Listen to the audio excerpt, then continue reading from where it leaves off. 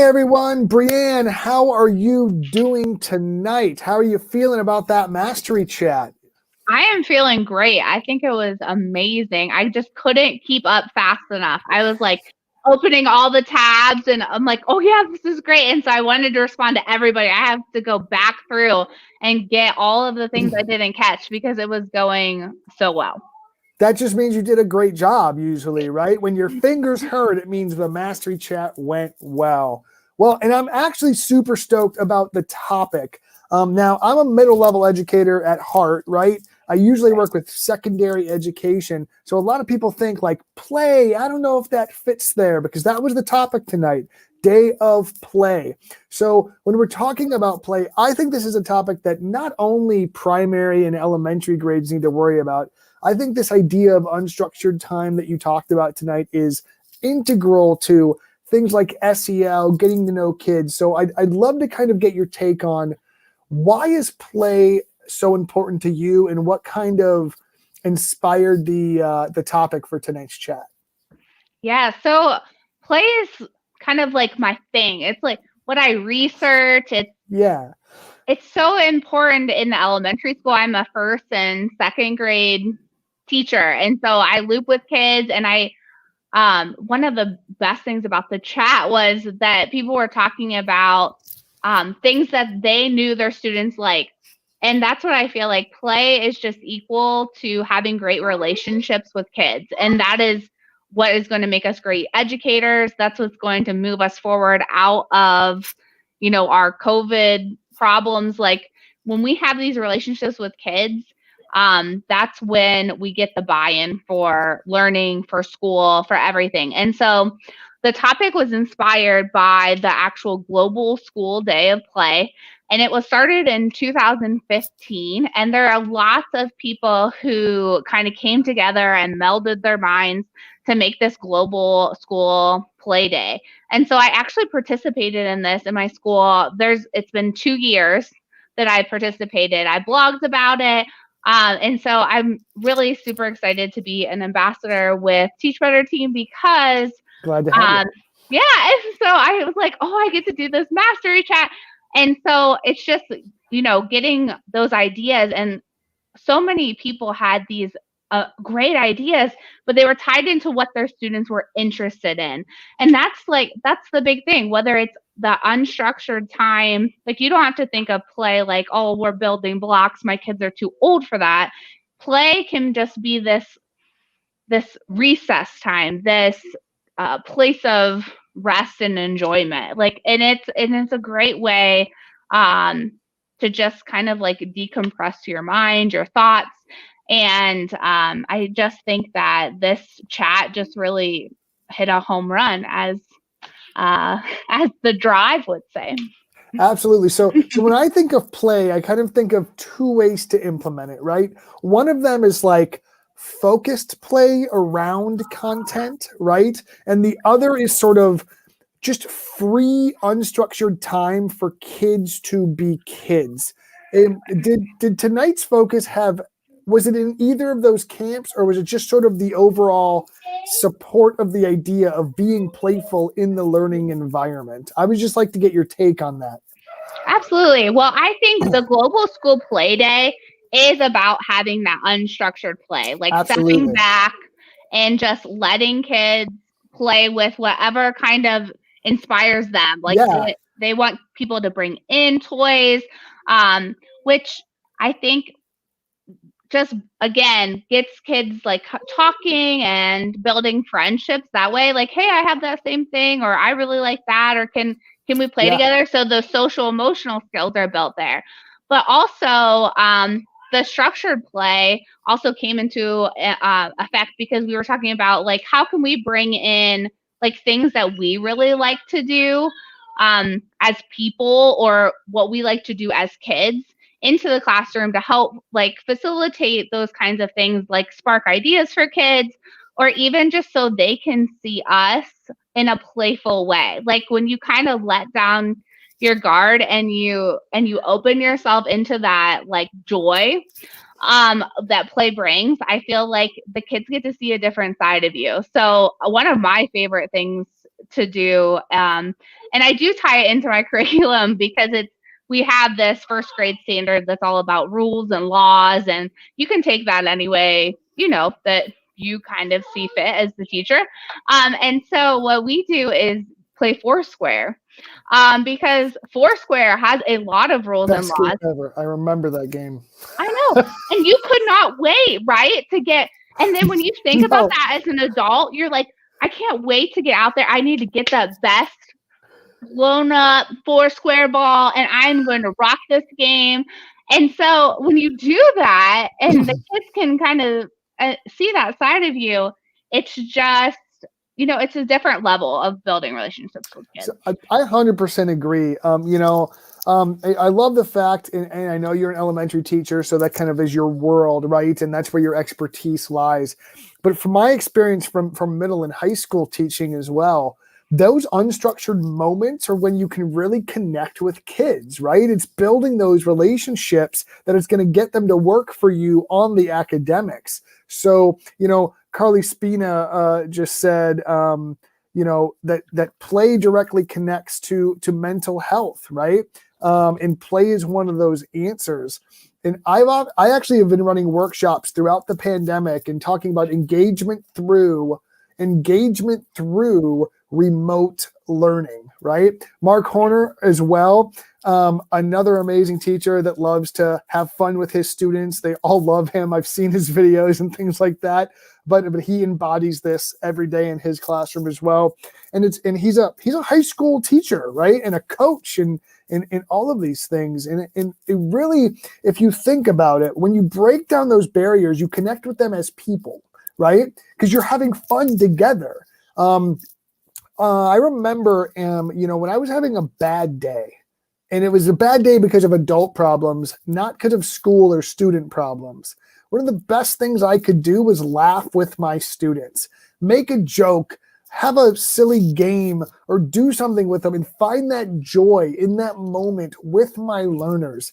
And that was a moment where it sort of brought me back to the passion I have in my classroom, and it would just make me forget, like, the meeting I had in the morning, or the whoever, the angry email I had to deal with, or whatever that was.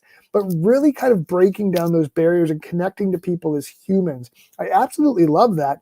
And the same thing, BreAnn, is true when you're training adults. I actually get so much of a better response during our trainings with Teach Better in our workshops when I have fun with the participants, as opposed to going, you have to do this and we have to make it super serious all the time. No one likes that. No one's ever been excited about that. Yeah, maybe it's more like quote unquote for professional, but it's less effective across the board. K through whatever age. I don't even care. Let's get out of school, right?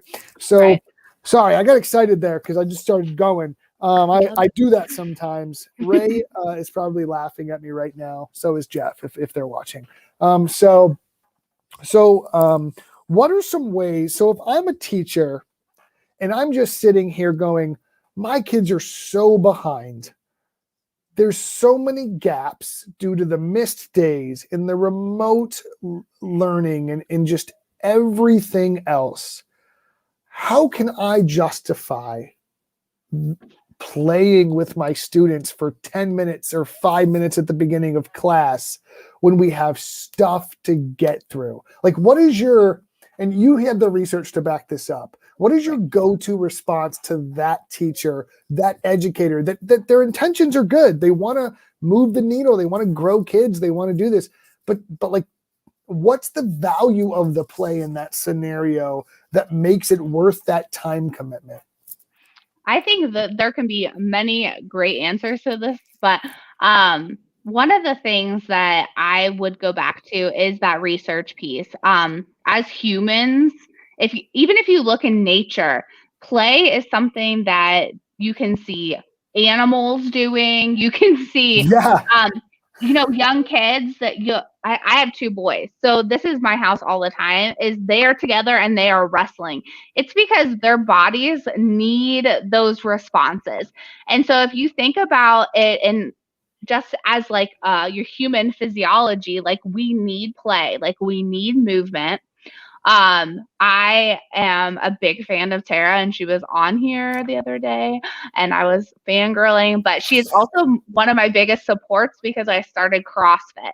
And one of the big elements of CrossFit is like Awesome. getting back to those like movements, Primal, yeah, primal instincts. movement Yeah, that yeah. we need. And that's kind of like what we're trying to do with play. I don't know where it came down where it was like, well, middle school, this is now a very serious place, and we can no longer No more fun. No. have fun. You don't need to go outside anymore. If you want a break, you can sit on the bleachers in the gym for 20 minutes. No. And like you look at the middle schoolers too, sometimes you might not even see their face because they have a screen. And I'm not saying I don't love, like, I like video games. I obviously like social media, and I'm sitting here with you guys because I feel like it's a great learning tool. But I also think that people really need to interact with each other. And so that is one of the biggest components, I would say. If you're admin, like, why do you even want to do this? The social emotional aspect. You can take one day and you could learn 6 things about what a kid likes, and you can incorporate those into your lessons, and you're going to have a way bigger buy-in when they come back than if you just stuck with your original lesson plan. And yeah, because the instructional return you're getting for that, or the buy-in, or the attention, or the engagement you're getting every day after that is going to be so much higher that the 5 or 10 minutes you spent playing, right, becomes well worth it. I absolutely love it. I actually love the fact that you brought up exercise. As you know, because you've bought me some amazing socks, I truly love running, and I've never really connected it to that childhood need. And we call it a childhood need, but I think you say it really well. It's a human need to play. And when I don't get to run, it negatively impacts my day. It literally, and I have a newborn at home, and I've been running less. So it's literally been negatively impacting my days and in the control I feel, because that's like whether it's CrossFit or running or exercising or yoga or whatever it is, that movement, that like just freedom of just letting go for a minute is so mentally freeing. And it's such a great way to like get your day started. I absolutely love that. It looks like you have a little play buddy there too. I That's do. awesome. Yes, he's like, hey, Mom, pay attention to me, please. Those are your Valentine's things. He's like, I saw something, and I was actually prepared, and I have Valentine's stuff from Target ready to go early. You're like set, girl. Like you are on I had to be ready for play day, so I had to get everything else off my plate so that I could concentrate. You know, absolutely. So we did see some great ideas. As we think about the chat and reflect on the chat, did anything either surprise you or stick out to you about the chat tonight in some of the responses to the questions? I was just so happy about the positive that came out of this chat. I feel like people were really reflective, and if they didn't know, they weren't just like making up answers. They were like, you know, I'm here to figure out some of these ideas that I'd really like to get. So it wasn't just people putting ideas out there. It was people there to actually get ideas. And some people had never even heard of Global School Play Day. So they were like, by the end of the chat, they're like, yes, I want to sign up for this. I want my class to do it. And I loved that at the end, there were so many people tagged because they want other people to know that this is going on. But one of my favorite things were just all the different games that people listed that either they are playing with their kids already in class, or ideas that they had, like, oh yeah, I want to bookmark that tweet for later because I really want to go back. I think my kids would like that. And that's the thing is, I comment on a post, and I was like, this is what's so important, is that this year your kids like this, and next year your kids might like something different.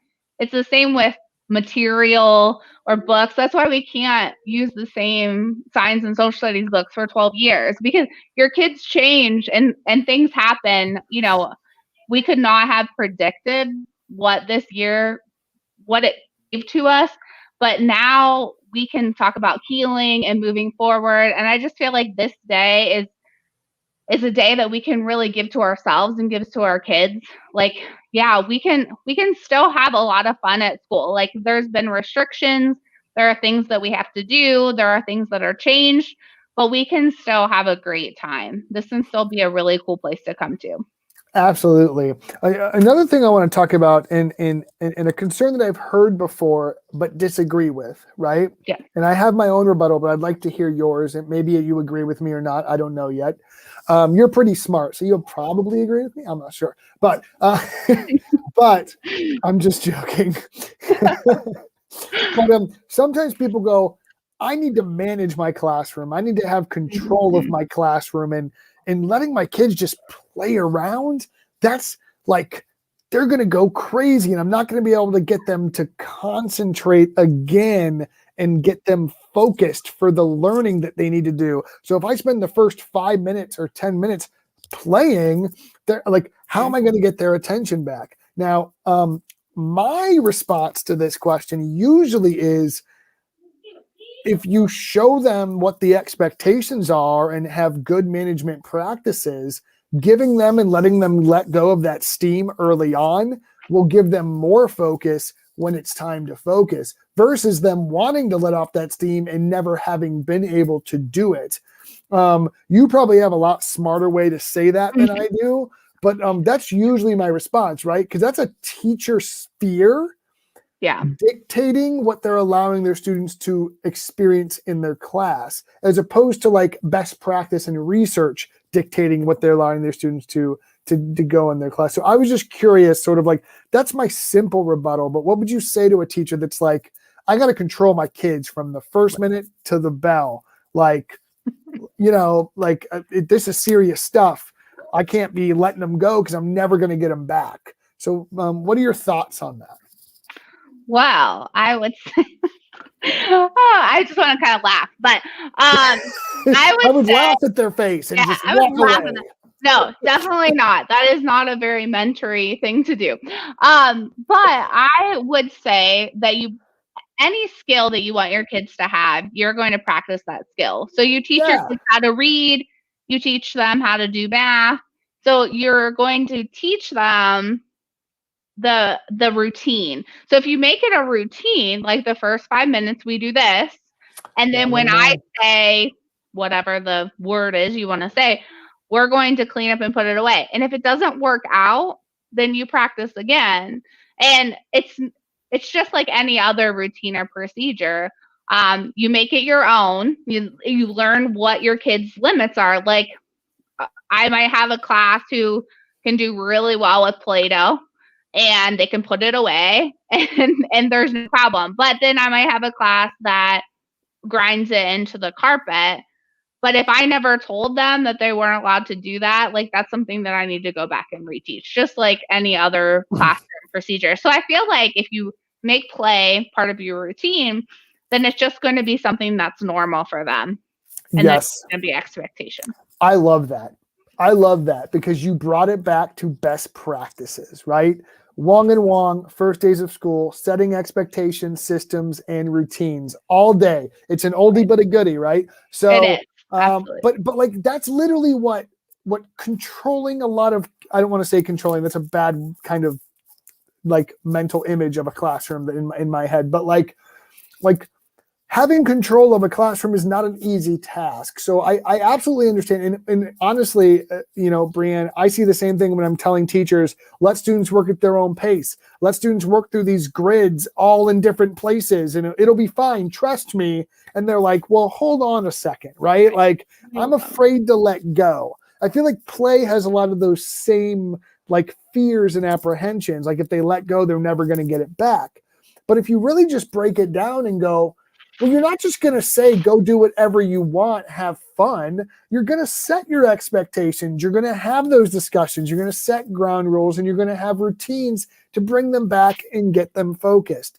So like, that's actually a challenge I'd love to give everybody that's watching this and wants to try this. Like, think about the routines around the playtime so you can maintain that control. Absolutely. So I know you have a little one that's finding some Valentine's Day stuff and is really excited. So I want to kind of start closing up this discussion just a little bit. If I'm a teacher who participated in tonight's chat and I'm just going, okay, this day of play is happening next week, right? Right, next week. It's happening Wednesday next week. Mm-hmm. And I really like this idea of play, but I'm a little apprehensive. What are some first steps? Let's say I do the day of play, like that's fine. What are some first steps that I can take as an educator to start embedding play into my classroom for the benefits of my students? I think that something that I would do is visit the website, the Global School Play Day website, and I can put it in the chat here when we're finished. But they do have some really good ideas on there about, like, if you have these like COVID restrictions, like what are some social distance games that you can still play? My suggestion was to have like sanitizing stations set up around the room. Make sure you have breaks built in for hand washing. Like those kinds of things I think would be super easy to like justify the fact that playing with toys, we want these kids to be safe. Also, there's a letter form on there. I did not set the expectation for when Mom's on Mastery chat, just in case you guys are Olivia Chan is on it. I'm just throwing that out there. Liv. You're so sweet. So that's a great place to begin and to kind of see like where it can fit in. There's like a form letter that you can send home to parents so they know what you're doing while you're doing it. There's even directions to go back to the website or to watch Peter Gray's TED Talk about play. So all of those things are great things to start because if you want some buy-in, people like to know the why behind it. 100%. A few other things. This little guy has a tiny Mario. So one of the other biggest things that I wanted to touch on was just like because of that human body thing that I was talking about, to start with play in the elementary school definitely works on the fine motor skills that the kids need to write. And so if you're a teacher who's in elementary and you're like, I really don't know a time that I can kind of fit it in, I have to teach all the subjects, right before writing is a great time because then it warms up the hand muscles that the kids need to write. So you can do Play-Doh. We even do like little exercises with our fingers. We push them together. We work closely with our OT. I'm telling you, if your kid's ever been in OT, PT, or if you've ever been in yourself, you know that a lot of those things are based in play. And so with therapies, even speech therapy, they use games. It's because it's effective and it works. So if you're working on language skills with kids, playing board games, executive functioning, turn taking, like there's so many ways that you can build that into goals that you already have for your students, especially if you're at a point where you're like, I've tried every intervention that I can think of. We're in RTI and I just can't get through to this kid. Try some different games or play therapy or talk to the therapist in your school. One of the biggest things our OT talks to us about too is anything with a ball, like throwing, catching, kicking. That's just going to help the kids overall. And I want you guys to think about how good you feel. Like you were talking about running, like how good you feel. And like you said, when you take that away, how it kind of like ruins your routine in your day. So think about that when like you're taking away recess times and that kind of stuff on a regular basis from kids, like you're kind of taking away that adrenaline rush, the serotonin that's running through, the activation of, the body systems like the vestibular system. Those kids running, jumping, swinging, like all of those things are so important to their physical well-being.